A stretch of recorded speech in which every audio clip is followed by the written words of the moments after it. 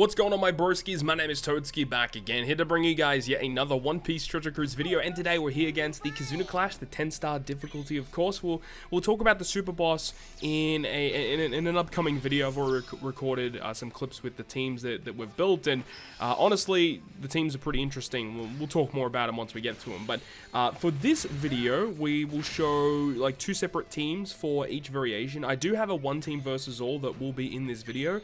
However, the one team versus all is utilizing the boosted characters of Kaido and the two rare recruit characters with Orochi and Fukurokuju. Of course, I was unlucky enough to not pull the Kanjuro, so we had to make do with what we had.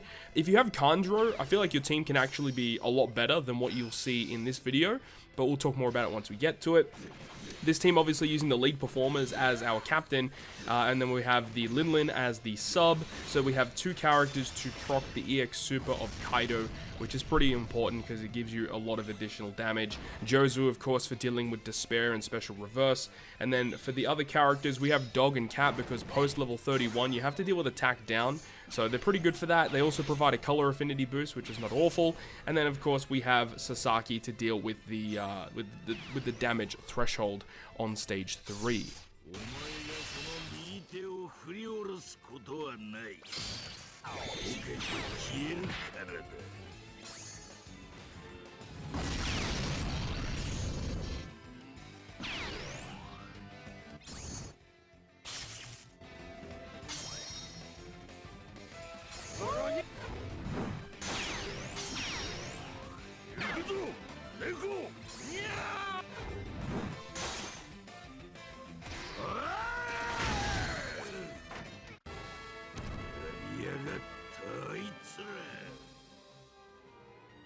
So looking now at the one team versus all that I've created, I know that I haven't used, super accessible characters, but this is just what I've come up with for now.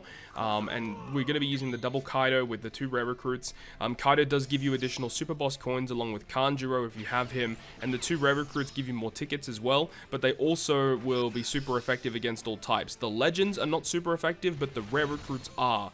So you have to, build the team around that. Now, for this team, we're using lead performers on the team just because we need to actually trigger the EX Super.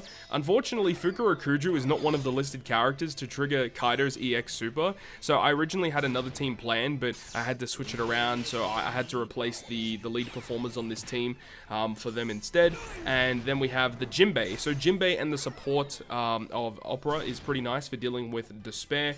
And we also have the Merry Ship, which is fully upgraded at level 12, which is actually important for this team to actually work, because you do need to get around the Despair mechanic that does occur on the stage. And we have the support of Ulti on Kaido, and we also have the support of Opera on Jinbei, which removes 4 turns with those two supports.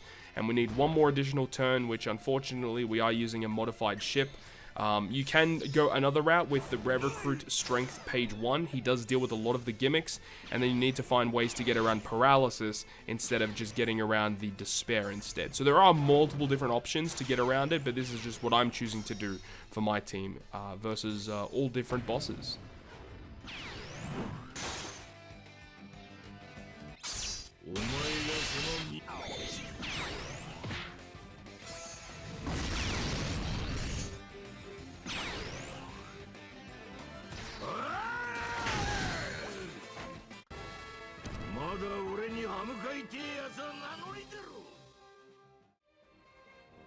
So now we can talk about the secondary boss, which is the Strength boss, and you might say that this is a very odd looking team versus Strength, and while it's probably not the most optimal team, the way that we get around it is through applying lots of damage dealing buffs, because what happens is the enemy negates your type effects when you reach the final stage. So color affinity boosts and type effectiveness doesn't really matter in this quest, but there is an interrupt where if you apply an ignited status to the opponent, they make your Wano and Semla slots have a 5x multiplier.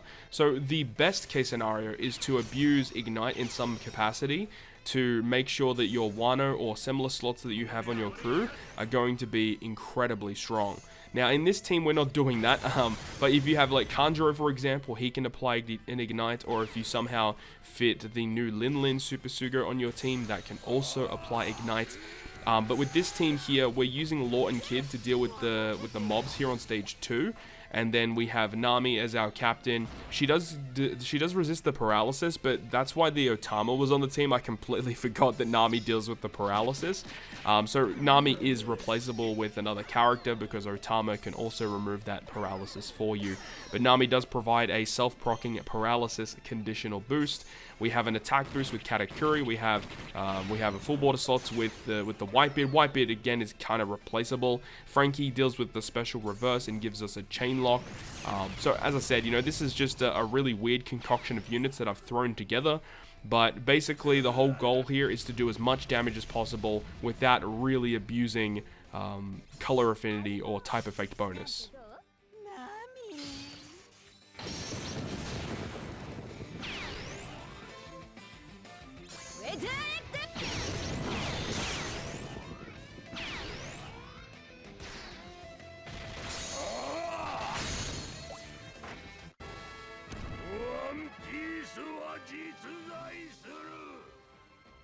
Moving on to my one team versus all with the Jinbei sub on this one versus strength. And, as we've already talked about, you don't even get any super effective damage. So you really got to apply other types of ways to do damage to the opponent. Now, this team is probably going to go through some changes as things progress throughout the event, as I'm going to start needing more damage once we go deeper into the event. I will have to probably shift the team around so I can somehow apply ignite status on the opponent. So we'll have to wait and see what I do with that. I could potentially replace the lead performers with Linlin instead to get the double proc conditional. I think generally speaking, that's actually something I probably should have done from the get-go. I think I'll probably change that so that I can actually apply ignited status and then do more damage that way. But either way, it still does it at the lower levels. Not really going to be a big issue at the moment. But, if you have Kanjuro and the full boosted squad, then you can get through this pretty comfortably without too many issues.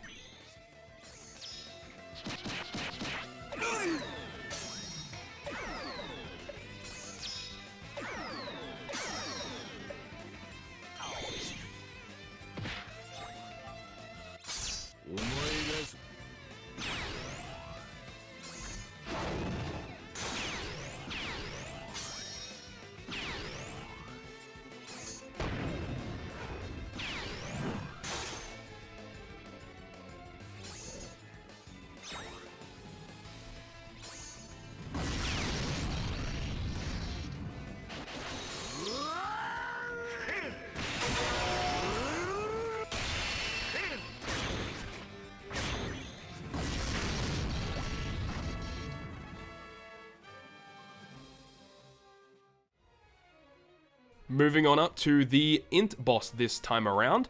This one, they really want you to use the Gear 5 squad because, obviously Sai's very good against the Int squad.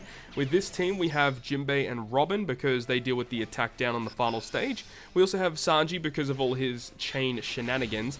But then the other two characters, Sunny-kun and the Momo, some people may wonder why we use these characters in particular, for no real reason, really. It's just we need to deal with the stuff on stage 2. So we get a full board of deck slots, and they're treated as badly matching. Of course, if you use Kaido as the captain, they are changed into Wano. If you use Big Mom as the captain, they're changed into Semler. But we use Sunny-kun to get a full board of slots. We use Momo to give us an orb boost. And the thing is as well, because we have one of every color on the team, the orb boost that Momo does normally is only for slashes, but because of all colors, Gear 5 Luffy 6+ changes it to all characters instead, so it actually is an orb boost for everyone. And then with the EX Super of the Friend Captain 6-star Gear 5, we can bypass the Rainbow Shield without too many issues. And then of course we have the specials of both Gear 5 Luffys to get attack, orb, color affinity, base attack boost, and chain buffs via Sanji. And then we also have Robin Jinbei to deal with the attack down. So this is a pretty comfortable team. Don't really have any issues with it at the moment. If you have these characters, this is going to last a very, very long time against this 10-star boss.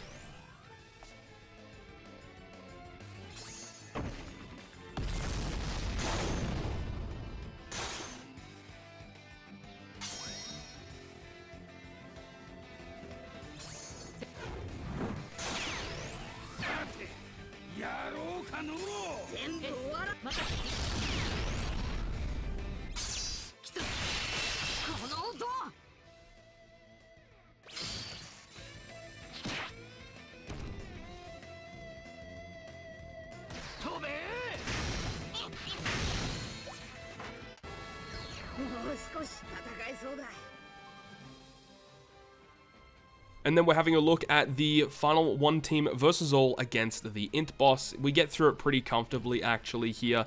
You know, we've got all of the gimmicks that we could possibly want. We have Jinbei, of course, to deal with the Rainbow Shield with the double special launch.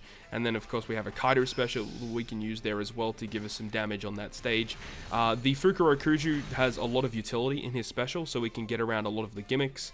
And then, you know, lead performers, super tandem, and all that good stuff. So it's just a really, really solid team. Of course, as I said, I'm probably going to shift the lead performers out for Linlin instead to get the ignited status double stacking conditional boost, which is so good. And of course, Kaido's 3 times increased damage taken condition is pretty busted. So overall, really, really fun KIZUNA this time around. Hopefully you enjoyed the video, and if you guys did, make sure to go ahead and leave a like. And if you want to stay up to date with all the content I post, including more One Piece Treasure Cruise content, make sure to hit the subscribe button down below. On that, guys, I will see you guys within the next video.